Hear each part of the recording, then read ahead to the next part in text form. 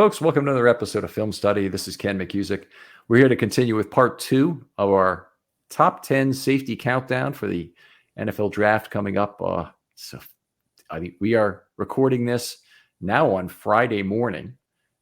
So it's the 21st already. Sorry, what is it? It is the 21st.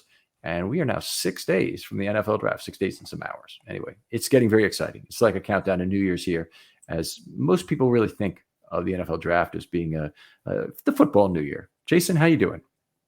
Good. It's very good. It's the holidays either way for me.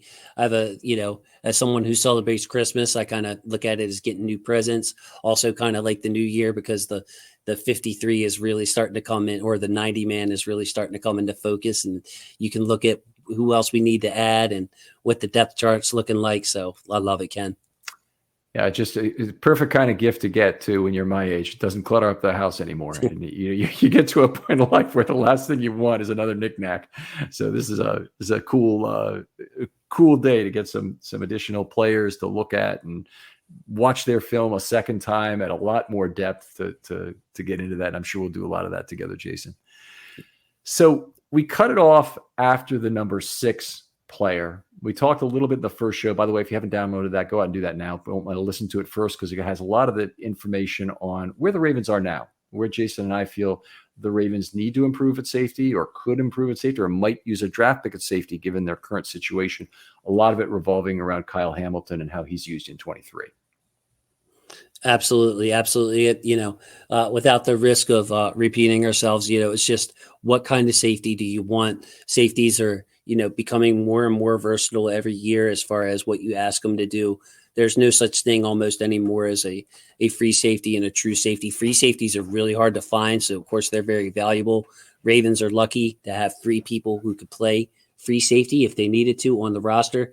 So how do you round out the room? Ken and I describe that, and our boards reflect that. I kind of am looking for or looking at more closely guys who I think can match up with smaller slots and kind of partner with Kyle Hamilton in some situations, instead of like a true replacement for Chuck Clark, which I think we'll have covered with Gino and Kyle. Yeah. I think that's the way to look at it. The Ravens, potentially could use a dime back, and that could come up in 23 under multiple situations. Obviously, Patrick Queen could be traded, but if that doesn't happen and they stick with the good pair of inside linebackers they've got, I think they'll be a committed nickel team. But you've always got the risk of injury, and if it happens, you need to have the answer. And the answer is most easily, in case of injury, a platoon of a 2-down linebacker, and then a guy who will come in on obvious passing downs. And for that, you really want a good dime back on the team. One of the great things about Ozzie Newsome is he always had the perfect spot, and it was always pretty much in the 6th round or later to pick up that core special teams player who could also help you as a dime back. He did it time after time after time with Haruki Nakamura, Ralph Staten, Chad Williams, Chuck Clark. Anthony Levine was a UDFA. Corey Harris, who had the great run during 2000, 2001, was a very cheap free agent the Ravens got, who'd previously played, I think, at Miami. But anyway, a lot of guys who'd been extremely cheap can't come in those later rounds. I think we identified some of those guys that we really like in the first show that might end up being UDFAs, or they might end up really being 6s, and definitely could get a shot. Remind folks of who you had at number 10. Number 10, I had Shamari Connor of Virginia Tech, who I would be looking at as a UDFA. He's got that slot coverage. He's kind of a combo safety like a lot of those guys. And you mentioned Brandon Howden that you had towards the end of your list. Jordan. Yeah. Excuse me. Yes, Jordan Howden at the end of your list. A lot of good combo safeties, but I said earlier, or in the earlier show, if we did spend a 5th, on one of these guys who we think is a clearly better player or a great fit, one of our top guys here, one of the guys that are mentioned in this show, I don't think I'd be terribly disappointed, because at the end you're talking about improving your pass coverage in your secondary. So right. You're right. There is a difference there. I mean, it's at least a priority position in terms of the leverage of the downs that are played, is that dime back. So if somebody reaches for a slot corner / dime back in round 5, I'm not as upset as when they reach for a second fullback in the 5th round, as the Ravens did 2 drafts ago.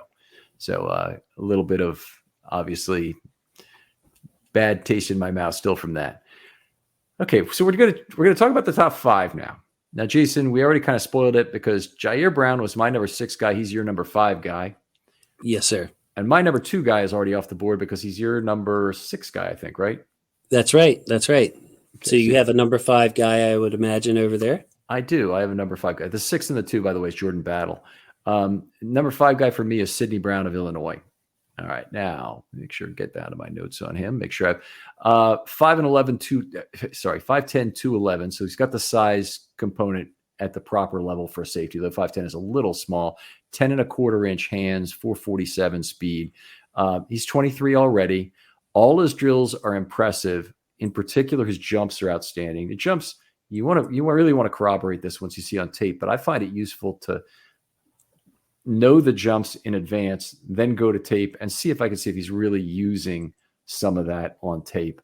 Also 23 bench reps. So very impressive for a safety to be able to do that. He's the twin brother of the running back Chase Brown, who's also in this draft and had a big year at Illinois as well.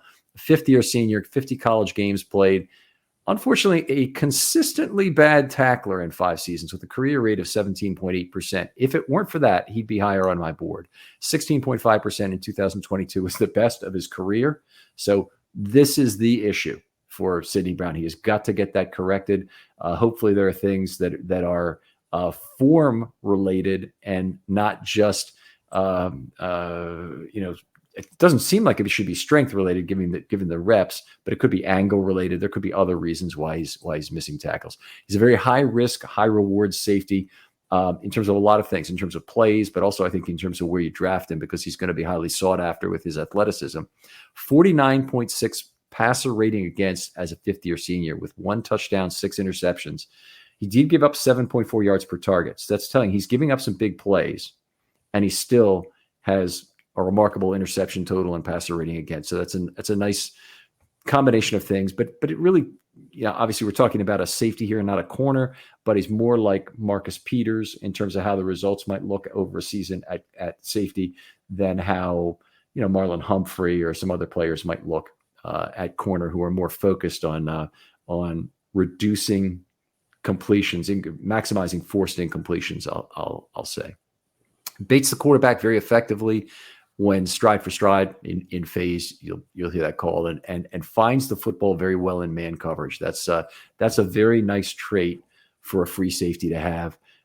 When you can find that stride for stride quickly, get into phase quickly with that opposing receiver, it gives you a better chance to look for the ball. You've got techniques then that you can use to get your peek into the backfield, find the football coming out, and gives you a better chance, obviously, to make a play on it. He's played strong safety and slot corner, a little bit of free safety. I think he could probably play any of those positions in the NFL if his tackling improves. And I think because his tackling's been a problem, and also because I think his range is good and his center field is good, I think they're going to try and whoever gets him is going to be highly incented to try him at free safety. And they're going to be more likely to draft him because they think that he can play free safety. You mentioned free safety, the much harder position to fill. Yes, a lot to say about Sidney Brown for me as well. First of all, I did not notice the missed tackles in the games that I watched, but I saw the reports, not only those numbers, but the reports of missed tackling. And I would go out on a limb to say, even though I haven't seen this, that it has to do with his hip tightness and his body build.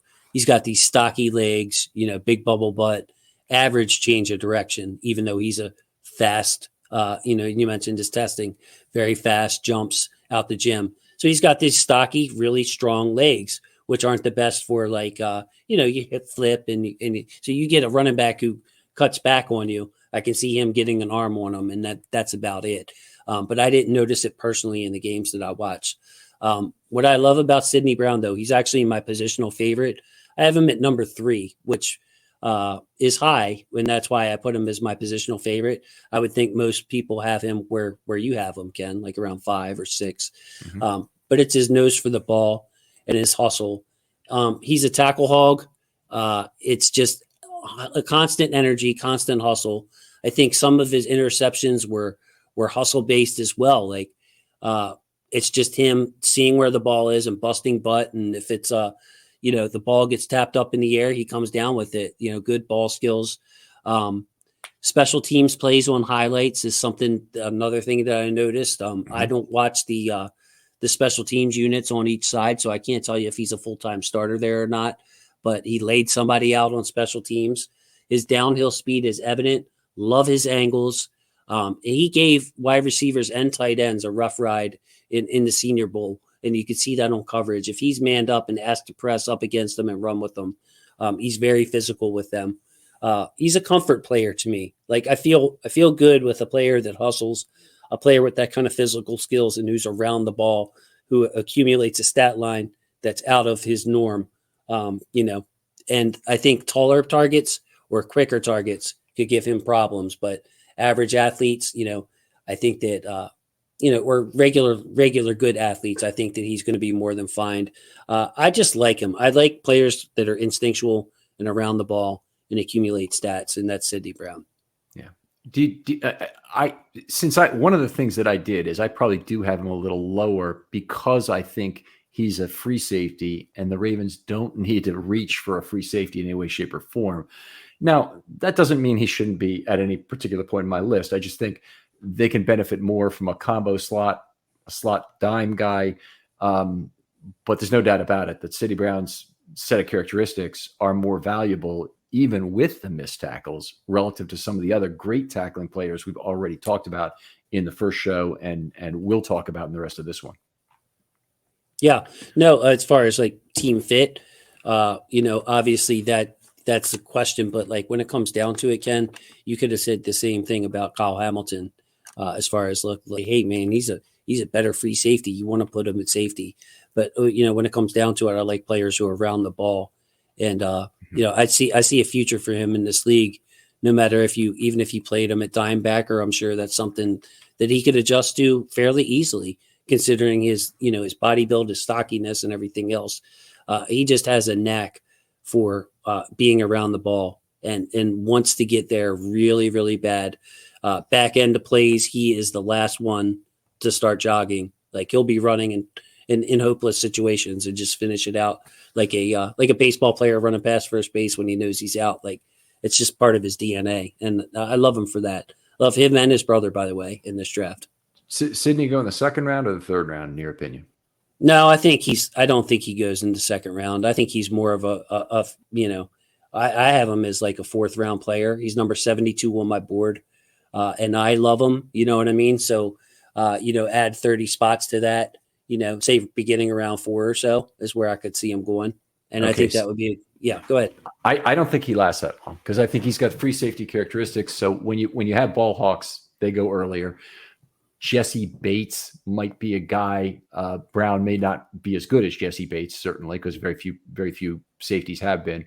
But he's the kind of guy. I think Bates went either the second or the third round, and it really would not surprise me if he's around the fourth round and the Ravens are picking. Run to the podium with that pick. There's just a lot of value there. Now, admittedly, there may be some other guys that the Ravens just have to have at that point. But that's what's so fun is. We get in the middle of the draft coverage and we're hyper excited because there's 5 picks to go and there's 6 players that we all really like that would be good. I think we're going to have some of that, particularly at 22 for the Ravens. Should be a very interesting first night of the draft. Absolutely. So he was all the way up at 3 on my list, Ken. I'm not sure if I said that, but yeah. You did. So 5 is covered for both of us. We're now at number 4. So who's your number 4 guy? Okay. Yeah. Right behind Sidney Brown, I had Christopher Smith of Georgia. A 5-year player again, so age is not on his size. He's a little undersized, maybe from a height weight perspective, 5'11", 192. So he's not tiny, but he's not stocky. More of a strong safety / slot. And the reason I have him this high is because he can cover in man. His change of direction is evident in the game tape. He can play post, but he looks like a natural slot corner to me. He's experienced. Fearless player, fearless and fast north-south, which defies his 4.6 240, shows to me that he has good instincts, good change of direction. Is somebody I think like Jamie Robinson and like my number 1 guy would fit in really well with Kyle Hamilton. A safety who can match up in the slot if he needed him to, or let Kyle match up in the slot. and have him sit on the bench while Gino's in there.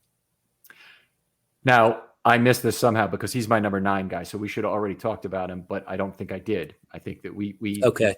Your 9 guy was Skinner, and then I talked about Skinner, and then we went to your number 8 guy because Skinner was my number 8. That's what I think happened.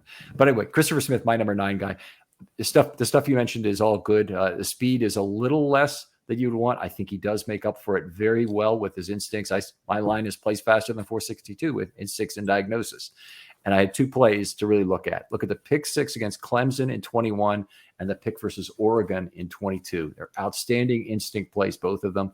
And his speed did not matter, and it goes to show a lot just how much more important instincts are than pure speed on the back end. And those were both plays I like. Bench, vertical, and broad, all very bad for him. Again, your acceleration is often very closely correlated with your vert and broad jumps.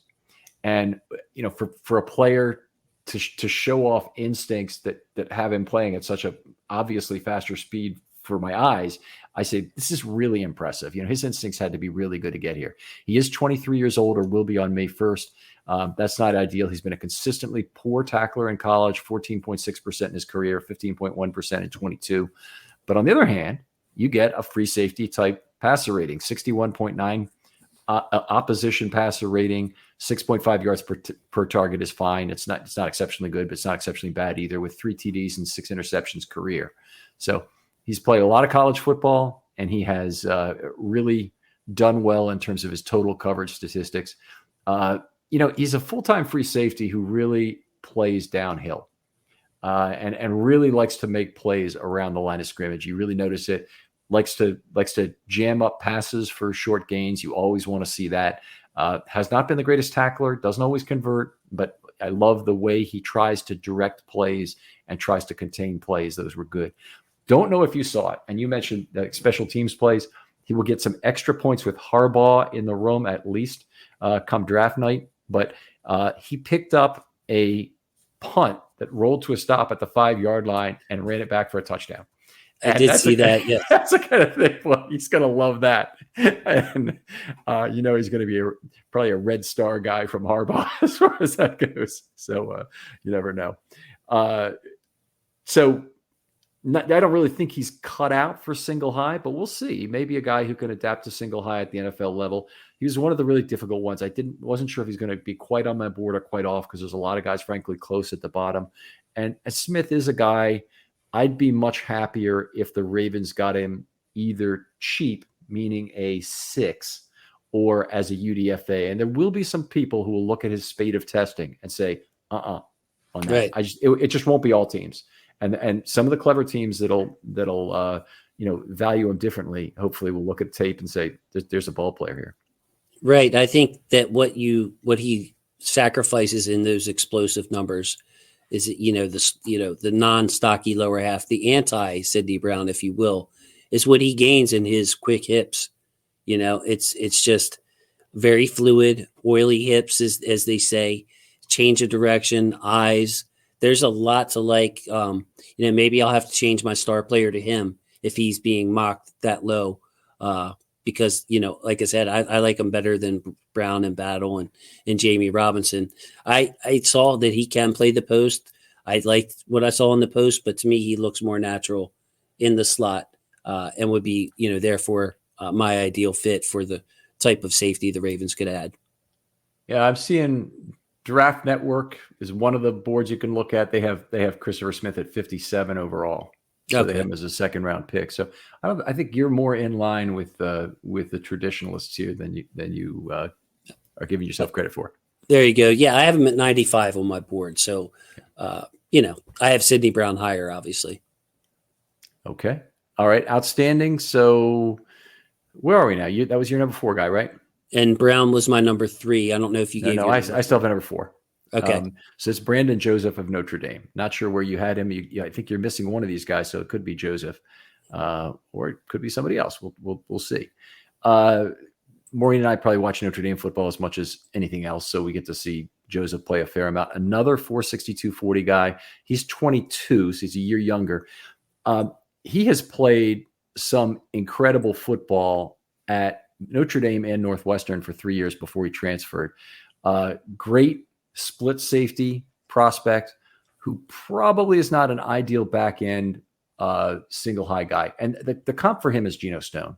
Geno Stone, almost the same speed. It might have been 462. In fact, that Geno Stone was in school, but a back end guy with certainly some instincts and got all kinds of anticipation. And the biggest positive the other team can give you, other than actually saying fine 20 on every play on the quarterback's armband, is that they never threw at the guy. Never. So there's a good cut up of the Ohio State game out there where he had 4 tackles and he was not targeted for the entire game. But OSU was just completely staying away from his areas with throws. I think Earl Thomas and those heat maps that were there before, or Ed Reed, in terms of, you just don't want to throw to his area of the field at all if you can avoid it. But I think a lot of people looked at the Notre Dame defense this last year and said, if you look at the guy who could beat you defensively, it's probably him. He's the guy who could relate to some turnovers. He had 10 interceptions in his career. Last year, targeted only 17 times the entire year. 17 times in 10 games. 4.7 yards per target, 1 touchdown, 1 interception. Just never gets beat deep. Did not allow a reception the entire year over 16 yards. Career, he's got 7 passes defense, 10 interceptions. And get this. This is a career college opposition passer rating, 42.6. 39.6 is every ball incomplete. So 42.6 is fantastic. And obviously you'd have to have a number of interceptions to do that. In 2020 at Northwestern, and that's the COVID year, so it was a little bit shortened for Northwestern, I'm sure, his opponent passer rating was 2.8 for the entire year. So that's fantastic. 11.1% missed tackle rate was a big improvement rate from prior years, where he's still at 15.7% career. But it came on a relatively small number of total tackles. So I liked Brandon Joseph. Obviously, we probably a little bit biased towards picking a Notre Dame guy here, but I did like him a lot. I think he has that it factor for a free safety that makes him a very exciting draft pick for somebody. He does. I don't like him obviously as much as you, and I think that the best way I could say it, Ken, is I think he's pretty good when the ball is, or he's very good when the ball is not in play, which is, a relative term. But when the ball is in play, tackle miss is getting dragged. I'd like to know what his missed tackle rate that you had there, if it was acceptable or not. Yeah, it was good last year, or it was above average last year. It was 11.1%, but it's 15.7% for his career. And 11.1 is good, 15.7% is bad. Yeah. Okay, I might have to go back and watch him again. So this is why I love doing this show, because in the games that I watched, miss, getting dragged, uninspiring athleticism, especially shows in this tackling. But his 10 career interceptions is keeping him in consideration for my board. Can play deep. I don't know if he played a lot of split safety, if he was deep all the time, but the lack of targets and I think he's a very uninspiring athlete as far as when you get to the NFL level, he's going to be a liability with when a ball carrier's got the ball in his hands. I think he's slower than a 4.62. And I don't know if you saw that or not. That's just my, my personal opinion. And when we're splitting hairs here with the who's draftable and not, that's where I would like to ask. It's a very valid question. And one of the problems with trying to answer that for Brandon Joseph is the other team never throws at him. So how do you judge his reaction time as being, you can, in terms of he takes one route and he tries to get there. You can see if that bracket is holding up. But there's just not a lot there to judge. Would he have gotten there in time for the football particularly well? So I will admit I've probably come up short on some of that, but in terms of how the number of targets are finding him, it's very low, and the overall result on those targets is unbelievably good when they did throw the ball to him. What about if Joe Mixon or Nick Chubb or Najee Harris has the ball and he's got a pretty good angle? You know what I mean? How do you think he holds up in the run? Not versus the passing game, but just not being a liability in tackling. He won't be as good as your typical strong safety. and he would be as good as many of your other players. Like I honestly think Geno Stone is a comp for him in a lot of ways in Okay. terms of, PFF really loved him out of college. But I'll tell you what, last year, I really liked Trent McDuffie, and I liked Trent McDuffie, and the Ravens didn't like Trent McDuffie. And in fact, Me too. Eric DeCosta, after the fact, had a really kind of specific reaction that he had to a fan who asked about McDuffie. I remember. And it was one of these things where McDuffie, it's all about the results in college. He had like 3 something yards per target as a corner last year. And that, you can't fake that kind of production. You just can't fake it. And we have guys who run the entire spectrum, particularly in the corner group, where Gonzalez, who's super highly thought of and has great physical traits and all, is over 8 yards a target. And Devin Witherspoon, who people try and find some way to put him behind Gonzalez, has incredible yards per target. And Malcolm Forbes has great yards per target when you consider the interception returns in particular. And, I don't get it in terms of how people can say, well, the production really doesn't matter. It's what I'm seeing on the tape. And I keep thinking to the scene in Moneyball where all the scouts, the old-time scouts, are around the table saying the ball just kind of flies off his bat. You can see the ball just kind of fly off his bat when it hits it. And it's just, it's what's his walk rate? That's what I'd want to know about that, right, about that ball player. So anyway, he had production you couldn't fake. I'm most concerned that this is a Notre Dame pick. So anyway, I'll leave it at that. That's okay. I would see him as a free safety only, and I think that's what's like kind of scaring me away from him. I can only tell you what I see, honestly, and I see a free safety whose play speed is like closer to 4.7 than it is even 4.6. So I don't know, man. He's a really smart player, though. You can tell. I mean, there's a reason he wasn't targeted. You know what I mean? I don't know if it's because I don't know. I'd have to watch more. So, I'm going to have to go back and watch. I'll ask you maybe after the show if there's a game sure I should check out. Maybe one of his better games. Look at the cut up of the Ohio State game. It's out there. It's a great cut up. It has him marked on every play, and they just never went after him. You won't maybe get what you want, but it should tell you that Ohio State's really looking away from him. They're looking to, use their receivers, and they had a lot of receiving threats this last year in different ways to not attack him. Gotcha. So, anyway, take a look at that. Thank you, Ken. I appreciate that, buddy. All right. We're at number 3 for you. It was Sidney Brown was my number 3. All right. I have him at number 5. So we'll go to my number 3, and he may not be on your list because I can't figure out who else you would leave off. So my number 3 guy is Ronnie Hickman of Ohio State. 6'0", 203, 33-inch arms, 445, 25 bench reps with 33-inch arms as a safety. That's pretty amazing. He won't be 22 until 10-11. Some big bonus points there. He only lost 4 college football games. His last 2 really have to sting, the Michigan and Georgia losses for Ohio State. But you want to play the proven winner card or whatever, you can do it on that. He's certainly played a lot of winning football, and that's part of being recruited into a great program. He's played everywhere in the secondary except outside corner. So they've had him at the slot. They've had him at dime.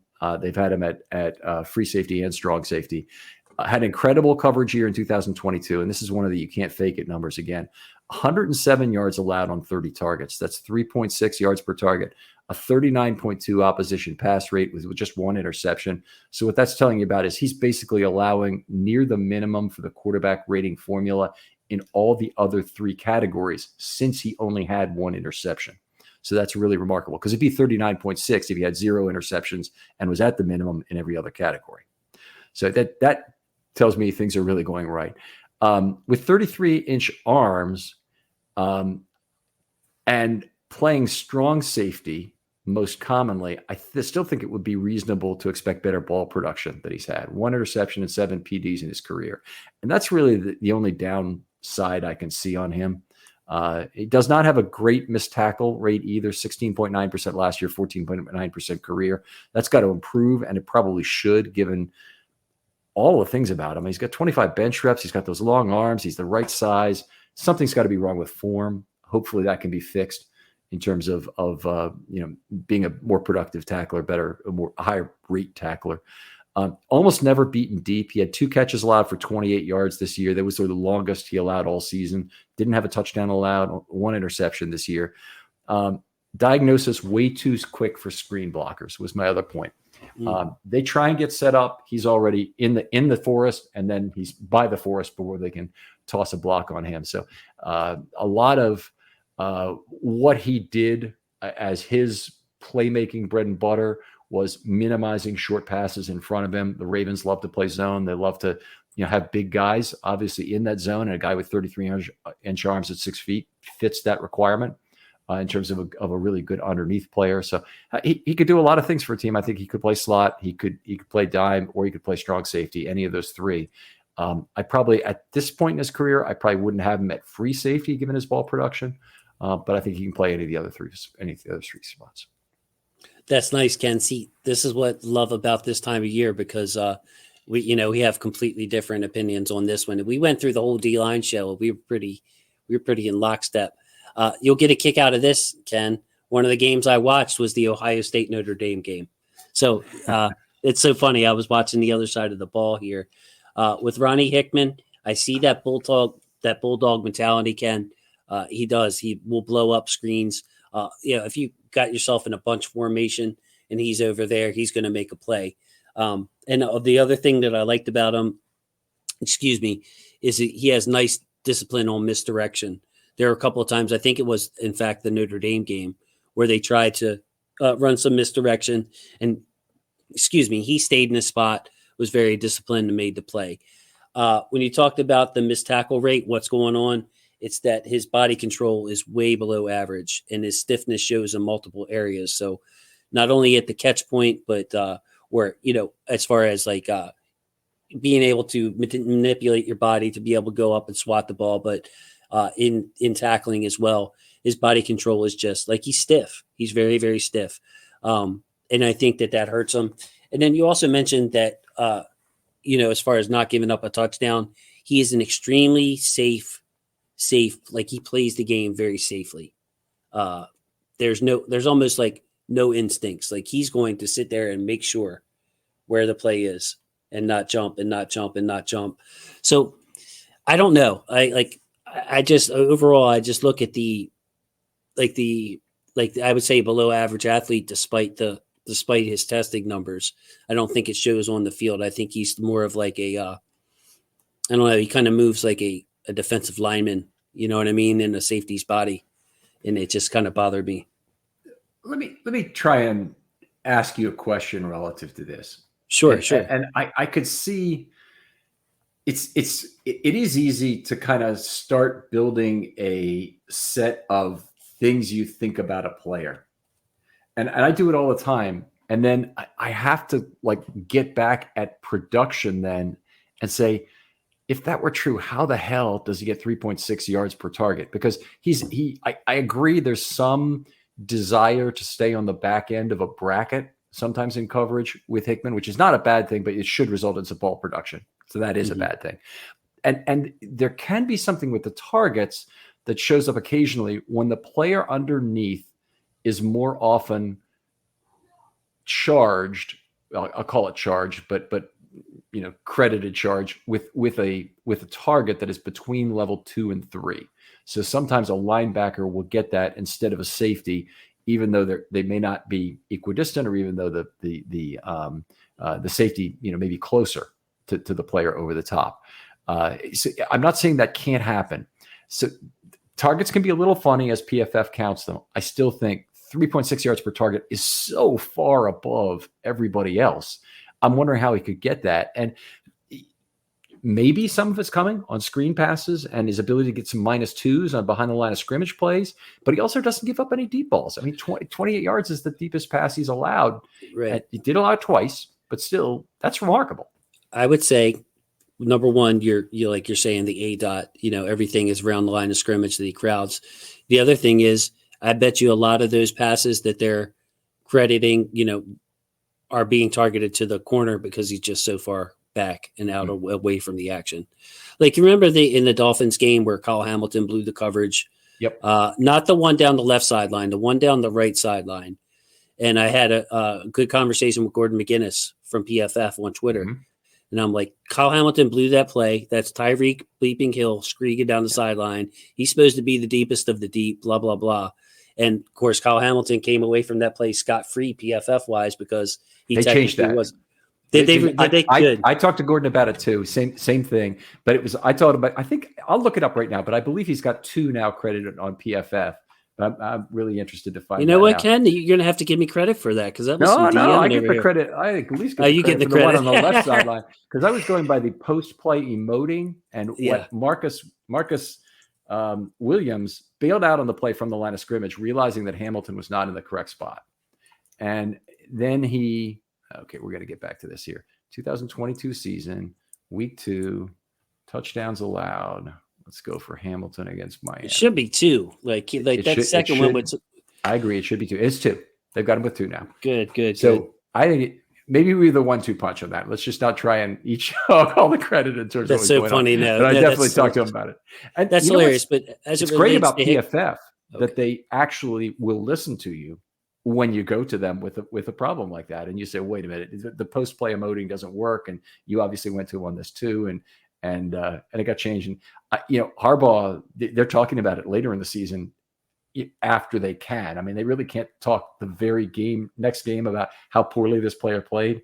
They really need him to turn into a good player before they can start talking about it. So anyway, right. With Ronnie Hickman, I just see a like extremely safe player who's away from the ball a lot. If it's a bubble screen or something in front of him, yeah, he's physical, got a bulldog mentality, but he's almost like very reactionary is what I would say instead of safe. You know what I mean? Very reactionary. I'm just going to keep backing up. I don't want to get beat deep. And so he was off my board, man. He was actually off the board. Not honorable mention or anything. Nope. So that's our big split. That is a big split. Yeah, we'll have to see where he goes on draft day, man. That'd be interesting because he's an athlete, though. He's got the 33-inch arm, 6 foot, 203. He didn't run at the combine, but I mean, you see it in him, man. He's built like an NFL player. Yeah, I see Draft Network has him at 107, which would probably be a 4th round pick or maybe a 3rd in the compensatory, probably a 4th round pick. Mm-hmm. But anyway, I'm certainly higher on him than other people, and it is production based, which can have its problems. So we will move on. We'll go to number 2 guy. You're number 2 guy. Sure. It's Antonio Johnson at Texas A&M. True junior, looks for the knockout shot. What I don't like about him, Ken, is he is a habitual head ducker, shoulder use, an injury waiting to happen, a penalty waiting to happen, a missed tackle and wait. And he's gotten rewarded for that head ducking and knockout shot with the 3 forced fumbles he had in 2022. He was used in man coverage versus big targets, plenty of slot experience. I think he'll struggle versus route runners or quicker NFL slots. But with Antonio Johnson, the closer to the line of scrimmage, the better. Surprising, like inside linebacker skills, if you want to put them that way. I've seen him scrape and shed, make a tackle. He had misses versus Jahmyr Gibbs in Alabama. He was injured in the second quarter in that game and missed 3 games. But overall, he's listed as the top safety on a lot of people's boards, and I can tell why. It just drives me nuts. At 6'2", 198. The head ducking, Ken, he's going to get himself hurt if he doesn't clean that up. So he's number 13 on my board. Wow, okay. And it's not that I hated the guy by any stretch. And by the way, if the Ravens draft him with a 6th round pick, or if he shows up as a UDFA, I'm going to be thrilled. Believe me, I'm going to be as happy as anybody.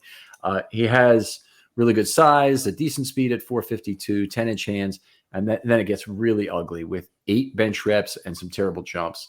And it's not like he can't get stronger, but he's already on the, could be in trouble speed-wise if he picks up 15 pounds or 12 pounds, say, to play as a thicker 6'2 safety.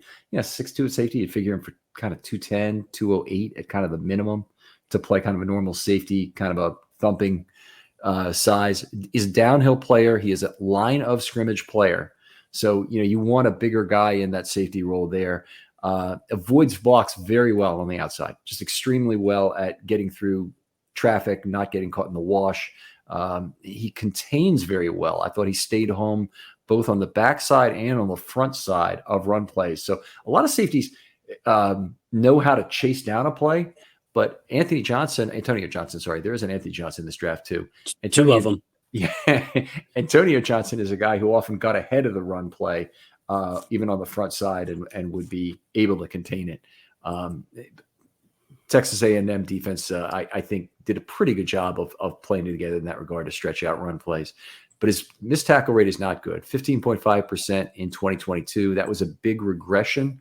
His career was at 11.6%, which is a slightly above average. So that would be okay.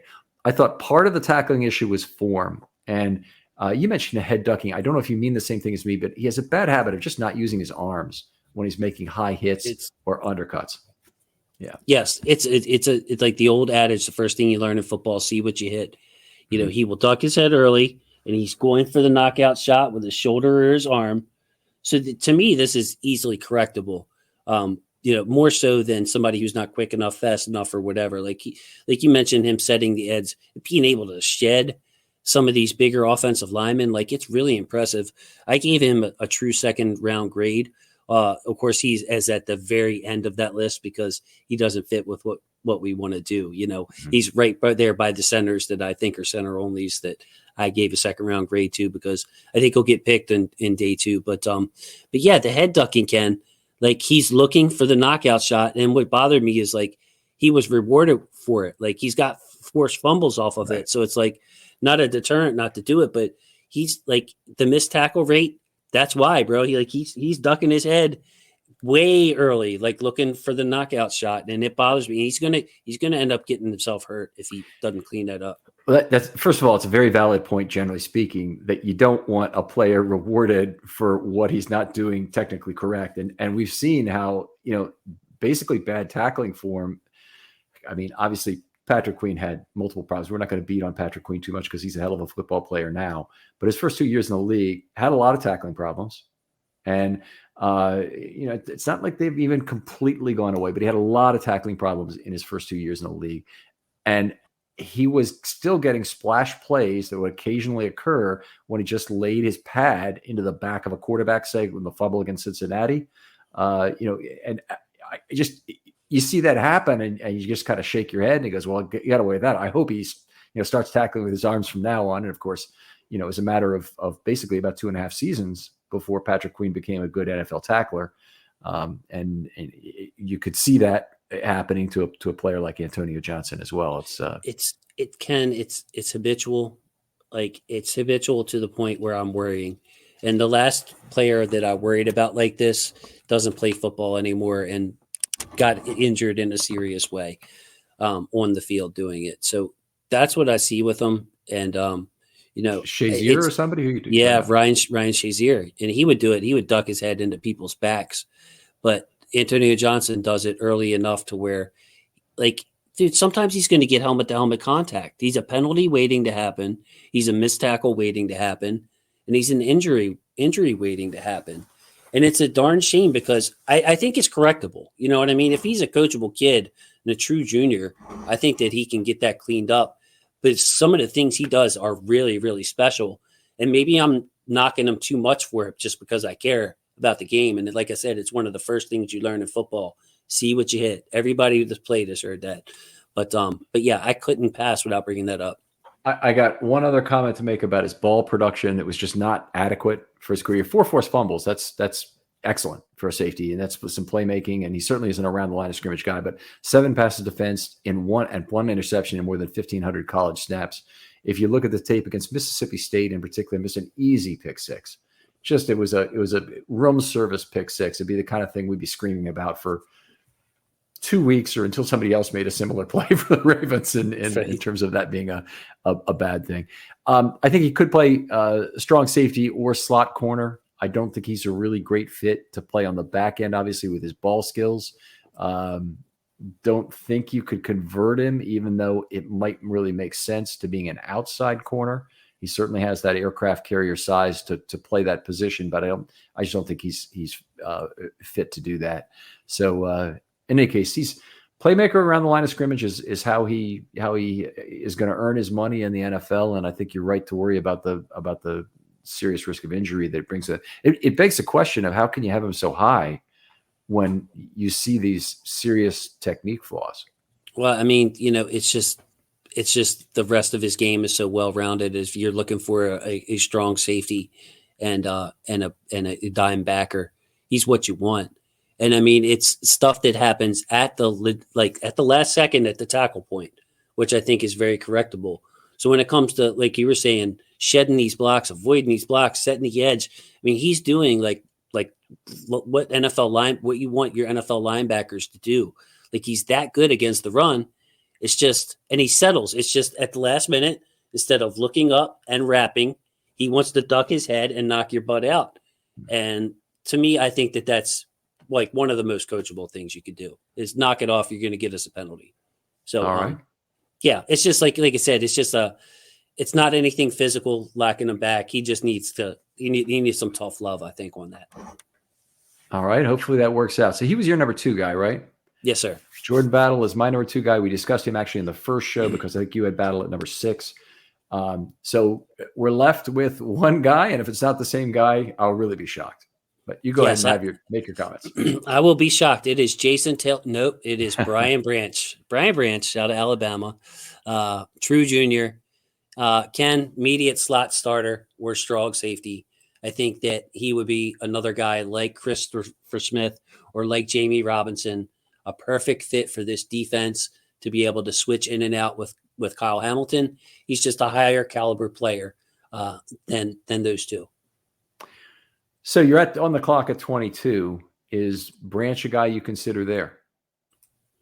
Probably not when I look at the other positions. I have Branch on my board at number 24 without quarterbacks. So guys like Jalen Hyatt, guys like Keon White, Cam Smith are people that I would take ahead of Brian Branch. Just because you're looking at a slot corner, a safety, like for value wise, I would rather have an outside corner than that. But I think he's like I said, perfect fit, like Christopher Smith, like Jamie Robinson. He's what I would want out of a safety for the Ravens in this draft. He's just a much higher caliber player than them. So the only way the Ravens get him is with a trade down, then by the way you think of it. And they still will have needs to fill that they probably will sacrifice some value, unfortunately, to get a need pick if they traded down to say 37 or 41 or something, and he still somehow is on the board at that point. Yes, sir. And I even wrote down, Ken, if he played left tackle or cornerback, he's a slam dunk first rounder in any draft. It would fit perfect with Hamilton. No glaring weaknesses to me, complete prospect. I can, nitpick on something. I'm sure some of the advanced stats are in his favor somewhere, but like he's a ball player, and I think he's ready for the NFL as a true junior here. He's got some fantastic advanced stats, or at least the ones I like to track. So first of all is he had a 2.3% missed tackle rate in his – hold on, let me get this higher. That is for his career. Wow. In college. 170 tackles with only 4 misses by PFF standards. He's never been higher than 3.8% in any season. He is probably the greatest tackling safety in college football history. At least he's in the conversation because there's not going to be anybody else who's significantly better than that when the average is around 13.5%, and he's a fifth of that or less, a sixth of that really.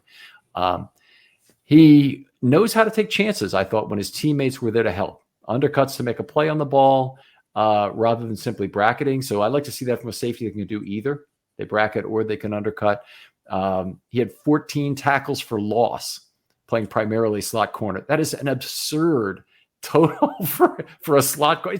It's an absurd total for an edge rusher. But it's who might pick up 12 sacks. And don't forget his 3 sacks and 2 interceptions, right? He certainly does it all. 458 is just not at all the speed he plays at. He's much faster than that. It is explosive burst, figures it out in terms of diagnosis better, squares up very well as a tackler. I think there's a really good chance, I think, that he stays at slot corner because his speed deficiencies will be covered up. But then some team's going to really need him on the back end because he can certainly handle most of the responsibilities there as well. So it'll be a difficult and fun decision for the team that gets him. Did all kinds of things right as a pass rusher. I mean, but the tackles for lost number just blew my mind as well. And then here's the other thing. 5.8 yards per target career. Despite length, that's not really ideal. He's under 31 inches. He had 26 passes defensed in 148 career targets. It's a 17.6% rate. We did have some guy earlier who was up in the 30s, but or about 30, but 17.6% is still excellent. And so Brian Branch really does it all in terms of the actual results of the game. And, and you can look at a game, you can look at highlights, and you'll be satisfied with Brian Branch, whatever you look at. Yeah, complete prospect with no glaring weaknesses. I'll just go back to that. There's a lot of great things to say. And then on top of it, the fit, like I mentioned, I really like how he would fit on this team. So, small trade back, knowing that you could probably get him as a slot cornerback / safety. I mean, do you want to spend a first round pick on somebody who's not on the field 100% of the time? Well, yes, if he's an edge rusher or something like that. But slot corner is almost as important, arguably more important. If he can stick Deontay Johnson and Tyler Boyd, then I think that you would be able to pay a premium for that, draft pick premium. But love the player, Ken. Love Brian Branch. Yeah, I do think he'd find his way onto the field basically 100% of the time, the same way that Hamilton did down the stretch for the Ravens. Only missed a few snaps, and I think that with Branch in his case, they'd be having him at slot corner if they wanted him. I think he'd be moving to another position on the field for another down, even if they maybe sometimes only had two corners on the field. That might not be true in his rookie year, but I think that would be true as time would move on, that he'd be an every down player. For sure. Yeah, the Ravens would have to find a way to get him eventually, maybe not this year, but would have to find a way to get Marcus Williams, Kyle Hamilton, and Brian Branch on the field as close to 100% of the time as possible. And that to me is like the main, like I said, like I could see him playing, okay, he's your third corner. He's maybe on the field 60, 65% of the time this year. Higher, you think? Oh yeah, it's much higher than that. In the NFL, there's the base defense snaps are quite low. I'll look it up for the Ravens this last year. But yeah, I would have thought 2/3. I would have thought 2/3 and then 12, 13% base. Other points about him? No, I really don't. I thought that he did a nice job of making a play on the ball, even when he was in trail mode. And the other thing that I love about him is very good eye balance. He can look at the quarterback, take a peek at the receiver, look back at the quarterback, and can anticipate both the route combination, the route that he's defending, and when the quarterback's going to throw. Eye balance is extremely important to me from any kind of defender, really, but especially in the defensive backfield to be able to balance where you're looking at what time.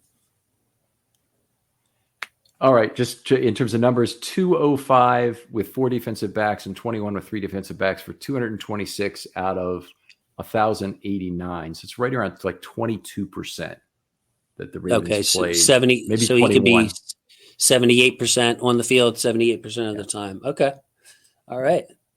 And that's basically what the Ravens did this last season with Hamilton, Clark being an absolutely every down player, and Williams, is they had those 3 guys, taking 2.8 snaps per play together. So may I ask how you feel about him at 22? I guess it comes down to who else is available, and I'm going to take the lame way out. I guess in terms of some of my big guys who I'd love for them to get at 22, if Devin Witherspoon is still available, I don't think there's any way, but I would take him. If Malcolm Forbes is available, I think Malcolm Forbes is the better need pick. I think Brian Branch is the better player. And that would be a sacrifice of value for need to take Forbes, but I do love Forbes. And they could probably trade down a little bit. Where do you have Forbes on your board? I have him way, way high. I moved him up into projected first round at number, not quarterbacks included, at number 14 on my list, right behind Deontay Banks. I love it. It's Emmanuel Forbes, by the way. I love Emmanuel Forbes. Yeah. Did I call him something different? Malcolm. Yeah. Malcolm. Oh, yeah. Okay. Why do I do that? I know I've done that before too. He is the interception machine. He's the Marcus Peters type corner that'd be great. Why do I keep doing that, man? I'm guessing I've done that on other shows as well, if you're catching me on it this way, but I appreciate you doing that. So that's anyway, the end of the safety show. Anything else? Probability the Ravens draft a safety maybe at some point during this draft? I would say if you count Brian Branch as a safety, and if you count some of these other guys as a safety, which I think like Shamari Connor or something, I would say 25 to 30%. Okay, I think that's a good number. I think that's a good number. All right, Jason, just always a pleasure to talk draft stuff with you. You're incredibly knowledgeable, and to be able to go through this with you and have a little bit back and forth on it is always fun. We got some differences of opinion that made for, I think, for a good show. Hope the listeners like it. Tell folks where they can talk football with you online. Sure. Huddle It Up Films on Twitter and YouTube. Check out some of the shows I've done recently. I talked about them on the first episode, but easy to find, Ken. And like we mentioned a couple of times here, we're going to be simulcasting on draft night. Jason and I and some other folks will be in and out, I think, but Jason and I are going to be there the whole time, or at least that's the plan for all 3 days. And it'll be up on Huddle Up Films. It'll also be up on Filmstudy. Just some Ravens fans getting together to have a really good time watching the draft from a completely Ravens perspective. And we usually have a fairly intimate group. I want to say between maybe like 30 and 100 watching. We'll see if Jason's bringing some additional watchers with us. So the point being that we're not making any money on this. It's strictly a fun and family thing. So please join us if you win, and we'd love for you to participate in the conversation. Can't wait, Ken. Thank you again for having me for this draft series. I mean, I'm to the point now where I want to not touch my board anymore. I think I've messed with it enough. Now I got to go back and watch some more of Ronnie Hickman, so there we go. Very cool. All right, Jason, always a pleasure. And we'll talk to you next time on Filmstudy.